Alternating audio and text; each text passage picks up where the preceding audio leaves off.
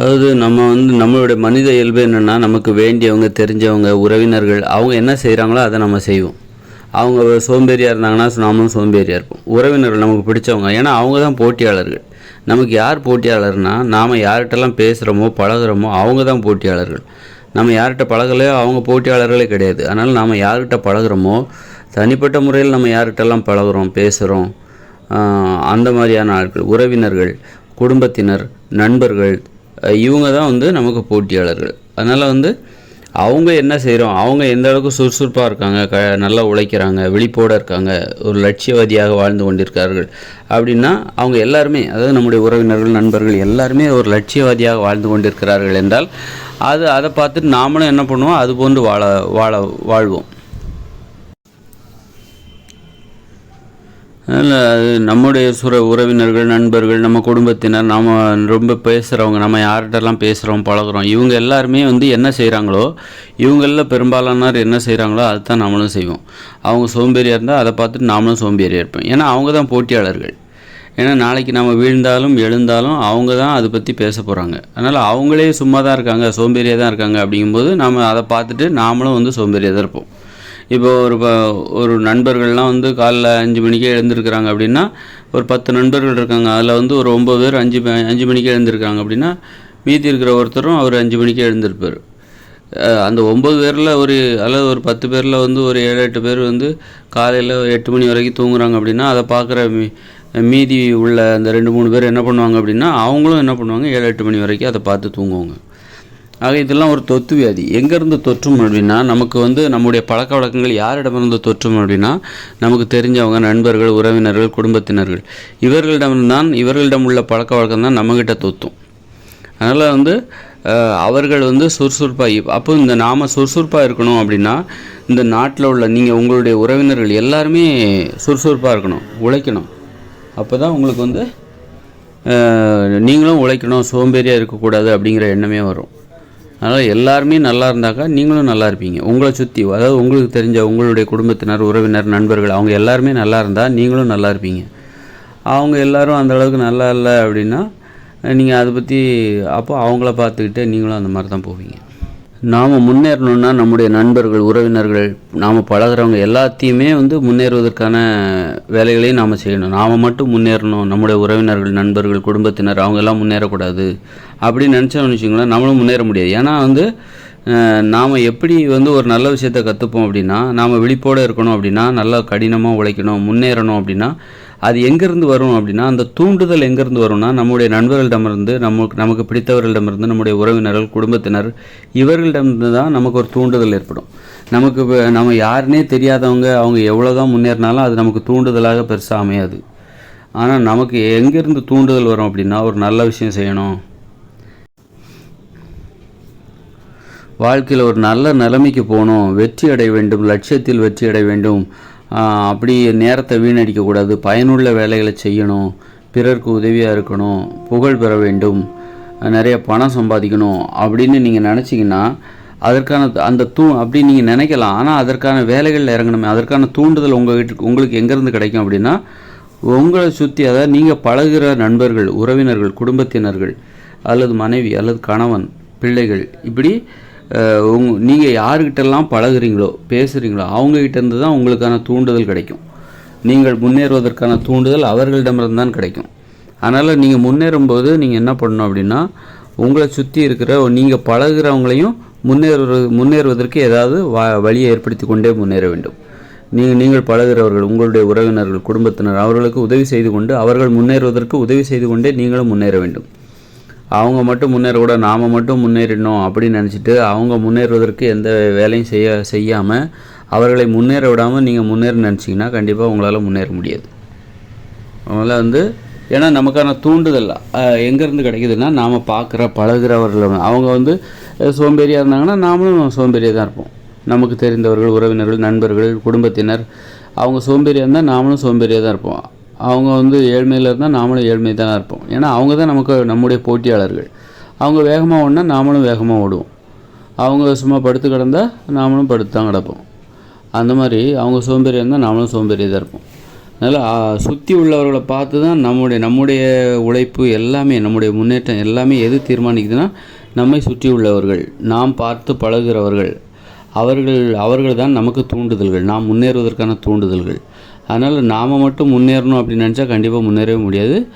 நாம் பழகிறவர்கள், நமக்கு தெரிந்தவர்கள், நாம் யாரிடமெல்லாம் பழகிறோமோ, உறவினர்கள், நண்பர்கள், குடும்பத்தினர்கள் அனைவரையும் முன்னேற செய்ய வேண்டும். இப்போ பார்த்திங்கன்னா, இப்போ ஒரு மனைவி முன்னேறக்கூடாது, வேலைக்கு போகக்கூடாது, படிக்கக்கூடாது, பெண்கள் வேலைக்கு போகக்கூடாது, படிக்கக்கூடாது, ஆண்கள் மட்டும்தான் படிக்கணும், வேலைக்கு போகணும் அப்படிங்கிற சிந்தனை கடந்த காலங்களில் இருந்தது. அதனால தான் இந்தியா ஏன் ரொம்ப பின்தங்கி இருக்குது, மூட நம்பிக்கைகளில் ஊறி போய் கிடக்குது, வறுமையிலும் ஏழ்மையிலும் இன்னை வரைக்கும் இருக்காங்க. அது காரணம் என்னென்னா, இவங்க ஆண்களுக்கு ஒரு நீதி, பெண்களுக்கு ஒரு சிந்தனை வச்சுருக்காங்க. பெண்கள் இப்படி தான் இருக்கணும், ஆண்கள் இப்படி தான் இருக்கணும், பெண்களையும் ஆண்களுக்கு நிகராக அவங்க முன்னேறணும் அப்படின்னு நினைக்கிறதில்ல. அதனால தான் ஆண்களாலேயும் முன்னேற முடியல. பெரும்பாலும் ஆண்கள் வீட்டில் ஏன் சோம்பேறியாக இருக்காங்க அப்படி தெரியுமா? ஒரு வேலையும் செய்யாமல் ஏன் சோம்பேறியாக இருக்காங்க? அவங்களால வேலையை செய்ய முடியல. வீட்டில் எந்த வேலையும் செய்கிறது சோம்பேறியாக இருக்காங்க. காரணம் என்னன்னாக்கா, அவர்கள் பெண்களை முன்னேற விடாமல் அதைத்தான் அவங்க பார்க்குறாங்க. அவங்க சும்மா ஒன்றும் இல்லை, வீட்டில் அவங்க ஒன்றும் சும்மா உட்காரல, சோம்பேறியாக உட்காரல. அவங்க பெண்கள் முன்னேறிடக்கூடாது, பெண்களை அந்த வீட்டு வேலை செய்ய வச்சு அடிமைப்படுத்தணும், அந்த வேலையவே அவங்கள செய்ய வைக்கணும் அப்படிங்கிறதுக்காக தான் அதைத்தான் அவங்க பொறுப்பாக பார்த்துக்கிட்டு இருக்காங்க. அவங்க ஒன்றும் சும்மா இல்லை. வீட்டில் ஆண்கள் அவங்க பெண்களை எப்படி முன்னேற விடாமல் பார்க்குறது, எப்படி அந்த வீட்டு வேலையிலேயே வச்சுக்கிறது, வீட்டு வேலை செய்வதற்காகவே அடிமைப்படுத்துவது அப்படிங்கிற வேலையை தான் அவங்க பார்த்துட்ருக்காங்க. ஆனால் ஆண்களுக்கு தனக்குன்னு ஒரு கனவு இருக்கும், நிறைய பணம் சம்பாதிக்கணும், புகழ் அடையணும் அப்படிங்கிற கனவு ஆண்களுக்கு இருக்கும். ஆனால் அதே இது அவங்க வீட்டு பெண்களுக்கே அதை அனுமதிக்க மாட்டாங்க. சில பிள்ளைகளாக இருக்கிற பெண் பிள்ளைகளுக்கு கூட அதை அனுமதிக்காத காலகட்டம் கடந்த காலங்களில் இருந்தது, இப்போ கூட இருக்குது.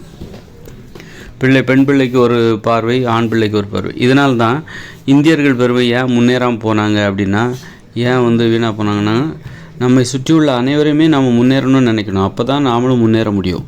அவர்களுக்கு முன்னேறுவதற்கு உதவி செய்து கொண்டே போனால் தான் நாமளும் முன்னேற முடியும். நாம் மட்டும் முன்னேறணும், நம்மளை சுற்றி உள்ளவங்க முன்னேறக்கூடாது, நம்மளை சுற்றி இருக்கிற பெண்கள் முன்னேறக்கூடாது, ஆண்கள் மட்டும் முன்னேறணும், இந்த மாதிரியான பாகுபாடான பார்வை இருக்குல்ல, அதுதான் இந்தியர்கள் முன்னேறாமல் போனது காரணம். முன்னேறாமல் இன்னைய வரைக்கும் ஏழ்மையிலும் வறுமையிலும் இருந்ததுக்கு காரணம் அதுதான். ஒரு கடந்த காலங்களில் பார்த்திங்கன்னா, ஆண்களுக்கு ஒரு பார்வை, பெண்களுக்கு ஒரு பார்வை. பெண்கள் கடினமாக உழைச்சாங்க. வீட்டில் அவங்களுக்கெல்லாம் ஒரு வேலையோ ஏதோ ஏற்பாடு பண்ணி கொடுத்துருந்தா அவங்க நல்லா சம்பாதிச்சிருப்பாங்க, பணம் சம்பாதிச்சு அந்த குடும்பத்தோட பொருளாதாரத்தையே முன்னேறிப்பாங்க. ஆனால் பெண்களை என்ன பண்ணாங்கனாக்கா, அவங்க 8ஆம் வகுப்பு வரைக்கும் படித்தா போதும், அவங்க மேற்கொண்டு படிக்க தேவையில்ல அப்படின்னு பெண்களை படிக்க விடாமல், வேலைக்கு போக விடாமல், ஒன்றும் தெரியாமல் மாற்றிட்டாங்க. ஆனால் பெண்கள்கிட்ட அந்த மாதிரி கடந்த காலங்களில் ஒரு 20 வருஷத்துக்கு முன்னாடிலாம் பெண்கள்கிட்ட கடினமான உடல் உழைப்பு இருந்தது, இடைவிடாது. அதாவது சளைக்காமல் ஆண்களை விட ஆண்கள்கிட்ட புகைப்பிடிக்கிற வழக்கம் இருந்தது, பெண்கள்கிட்ட புகைப்பிடிக்கிற வழக்கம் கிடையாது, மது அருந்துகிற வழக்கமும் கிடையாது. ஆனால் வீட்டில் கடினமாக அவங்க வீட்டு வேலைகளில் கடினமாக உழைத்து கொண்டிருந்தார்கள். அப்படி இருக்கும்போது அவர்களை அப்படி உழைக்கக்கூடிய திறன் படைத்த பெண்களிடம் ஒரு கெட்ட பழக்கம், அதாவது புகைப்பிடிக்கிற பழக்கம் கிடையாது. ஆண்களுக்கு மது அருந்துகிற பழக்கம் இருக்குது, புகைப்பிடிக்கிற பழக்கம் இருக்குது, வம்பு சண்டை போகிறது, இப்படி நிறைய பழக்கங்கள்லாம் இருக்குது. ஆனால் பெண்கள்கிட்ட இந்த மாதிரி கெட்ட பழக்கங்கள் எதுவுமே இல்லை, இந்த மாதிரி புகைப்பிடிக்கிறது. ஆனால் கடினமாக உழைத்து கொண்டிருந்தார்கள் சளைக்காமல். அப்படிப்பட்டவங்கள நீ வீட்டு வேலைக்கு வீட்டு வேலை, உன்னுடைய கடின உழைப்பை வீட்டு வேலை செய்கிறதுலே செலவழிச்சிரு, வெளியில் போய் நீ வேலை பார்க்கக்கூடாது, படிக்கக்கூடாது அப்படின்னு அவங்கள முடக்கி போட்டான் பாருங்கள். எவ்வளோ பெரிய முட்டாள்தனம்!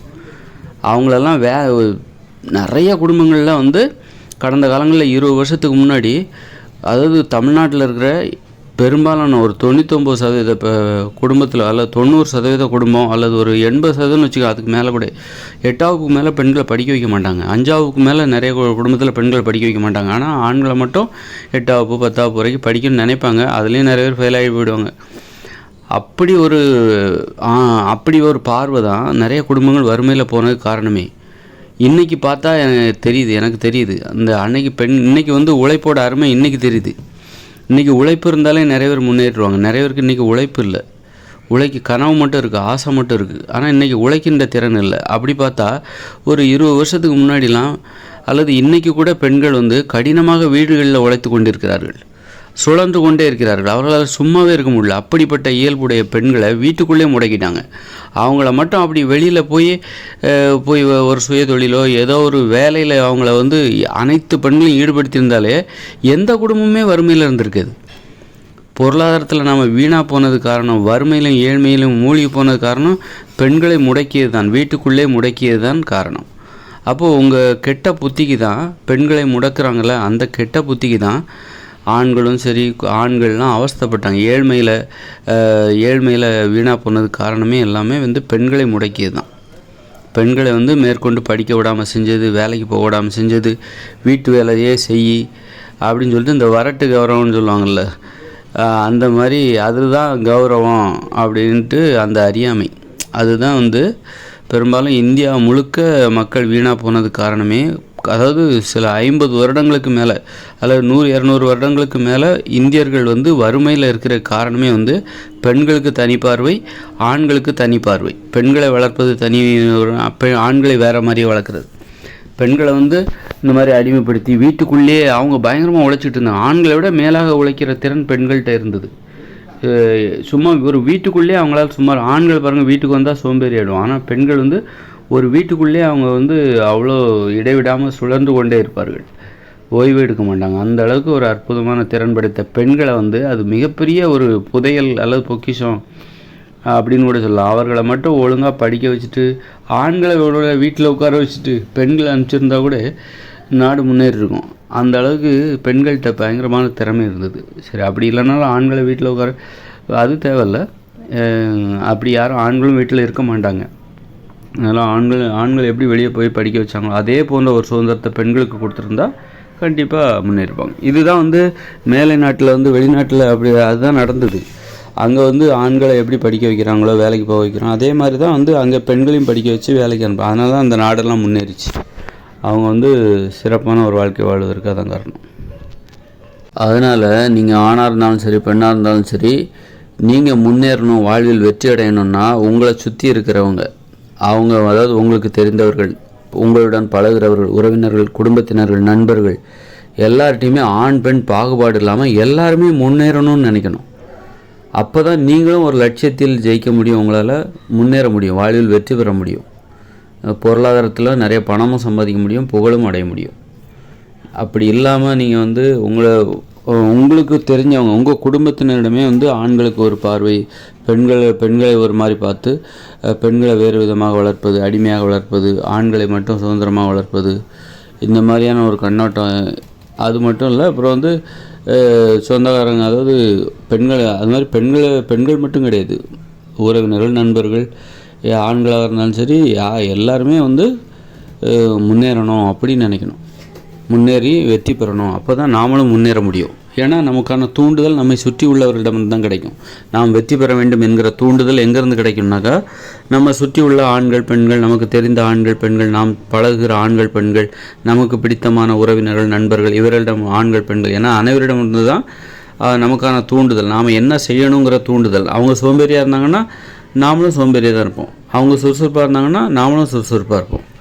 அதனால் அந்த தூண்டுதலை பெறுவதற்காக தான் ஒட்டுமொத்தமாக இப்படி ஒவ்வொருத்தரும் தன்னை சுற்றி உள்ளவர்களை அனைவருமே முன்னேறணும்னு நினச்சிட்டாங்கன்னா அப்போது எல்லாருமே வெற்றி பெறுவார்கள். அதுதான் இப்போ ஜப்பான் நாட்டில் பார்த்திங்கன்னா அவங்க ஏன் ஒட்டுமொத்தமாக அந்த நாட்டில் உள்ள மக்கள் அனைவருக்குமே ஒரு பண்பு இருக்குது, கடினமாக உழைப்பது. ஆனால் ஏன்னா அவங்க சுற்றி உள்ளவங்க, தெரிஞ்சவங்க, தெரியாதவங்க எல்லாருமே உழைக்கிறாங்க. அதை பார்க்கும்போது இவங்களும் உழைச்சி தான் தீருவாங்க. அதுக்கான தூண்டுதல் எல்லாரையும் இவங்க பார்க்குற இடத்துலலாம் இவங்களுக்கு உழைப்பதற்கான தூண்டுதல் கிடைக்குது. ஏன்னா எல்லாருமே உழைக்கிறாங்க, எல்லாருமே நல்லா இருக்காங்க, நல்ல பணம் சம்பாதிக்கிறாங்க. அதனால் அதை பார்க்குற மற்ற ஜப்பானியர்கள் யாராக இருந்தாலும் சரி எல்லாருமே உழைக்கிறாங்க. அப்படிங்கிறனால எல்லாரை பார்க்கும்போது இவங்களுக்கு ஒரு தூண்டுதல் வருது. யாரை பார்த்தாலும் இவங்களுக்கு ஒரு தூண்டுதல், ஒரு ஊக்கம் வருது, நாமளும் ஜெயிக்கணும், நாமளும் உழைக்கணும், நிறைய பணம் சம்பாதிக்கணும், வெற்றி பெறணும், புகழடையணும் அப்படிங்கிற தூண்டுதல். அது அவங்களுக்கு சுற்றி யாரை பார்த்தாலும் கிடைக்குது. ஆனால் நாம் இப்போ இந்தியர்கள் அப்படின்னு பார்த்தீங்கன்னு வச்சுக்கோங்களேன், நாம் அப்படி சுற்றி பார்க்குறோம். நம்மளில் பாருங்கள், ஒரு வீட்டிலே பார்த்தா ஒரு சில குடும்பங்கள் ஒட்டுமொத்தமாக சோம்பேறியாக இருக்கும். சில குடும்பத்தில் ஒருத்தர் யாராவது சுறுசுறுப்பாக உழைச்சிட்டு இருப்பாங்க, சில குடும்பத்தில் ஒருத்தர் 2 பேர் சுமாராக உழைப்பாங்க. இந்த மாதிரி. அப்புறம் பக்கத்து அந்த தெருவில் வெளியே வந்து பார்த்தா ஒவ்வொரு வீட்லேயும் பார்த்தா பெரும்பாலும் கொஞ்சம் சோம்பேறித்தனமாக அப்படியே இருப்பாங்க. அப்போ அதுதான் வந்து நம்ம இதெல்லாம் பார்க்கும்போது நமக்கும் ஒரு சோம்பேறித்தனம் தான் வரும். நகரங்களில் மக்கள் ஏன் கூடுறாங்க அப்படின்னா, அங்கே போகிறாங்க அப்படின்னா, அங்கே வாழ்கிற பெரும்பாலான மக்கள் எப்பவும் வந்து வேலைன்னு தான் இருப்பாங்க. அப்போது அவர்களுக்கு தூண்டுதல் நல்லாயிருக்கும். நகரங்களில் மக்கள் போய் குடியேறுவதற்கு இதுவும் ஒரு காரணம். நகரங்களுக்கு போனாலே அவங்க நல்லா பணம் சம்பாதிக்க ஆரம்பிச்சிருவாங்க. ஏழ்மையில் வறுமையில் இருக்க மாட்டாங்க, வேலை இல்லாமல் இருக்க மாட்டாங்க, ஏதாவது ஒரு வேலை அவங்க செஞ்சுட்டு தான் இருப்பாங்க. நகரங்களில் சும்மா யாரும் இருக்க மாட்டாங்க அப்படிங்கிற ஒரு நம்பிக்கை இருக்குது. அதனால தான் நகரங்களை தேடி வருகிறாங்க. நகரங்களில் வாழ்ந்துட்டாலே உங்களுக்கு ஒரு தூண்டுதல், எல்லோரும் பரபரப்பாக வாழ்ந்துட்டு போயிட்டே இருப்பாங்க. அதை பார்க்குற நீங்களும் ஓய்வாக இருக்க மாட்டீங்க, சோம்பேறியாக இருக்க மாட்டீங்க. ஆனால் கிராமங்களில் பார்த்திங்கன்னா சும்மா உட்காந்து ஏதாவது வெட்டி கதை பேசிக்கிட்டு, எதிர்மறையாக பேசிக்கிட்டு, பெண்களுக்கு ஒரு கண்ணோட்டம், ஆண்களுக்கு ஒரு கண்ணோட்டம், அப்புறம் மூட நம்பிக்கைகள், கடவுள் மதம் அப்படின்னு சொல்லிட்டு மூட நம்பிக்கைகள், சடங்குகள் அப்படின்னு சொல்லிட்டு அவங்க ஒரு வாழ்க்கையை வாழ்ந்துட்டு, ஒரு அவநம்பிக்கையை அடிப்படையாக கொண்ட ஒரு வாழ்க்கையை வாழ்ந்துட்டுருப்பாங்க. அதனால தான் வந்து கிராமங்களில் இருந்தால் முன்னேற முடியாது, ஒரு ஊக்கம் கிடைக்காது, உற்சாகம் கிடைக்காதுன்னு சொல்லிட்டு மக்கள் நகரங்களை நோக்கி போகிறாங்க. நகரங்கள் போகும்போது அவங்க யாரை பார்த்தாலும் உழைத்து கொண்டே இருப்பது போன்ற ஒரு தூண்டுதல், அதை பார்க்கும்போது இவங்களுக்கு ஒரு தூண்டுதல் ஏற்படும், நாமளும் ஏதாவது ஜெயிக்கணும்.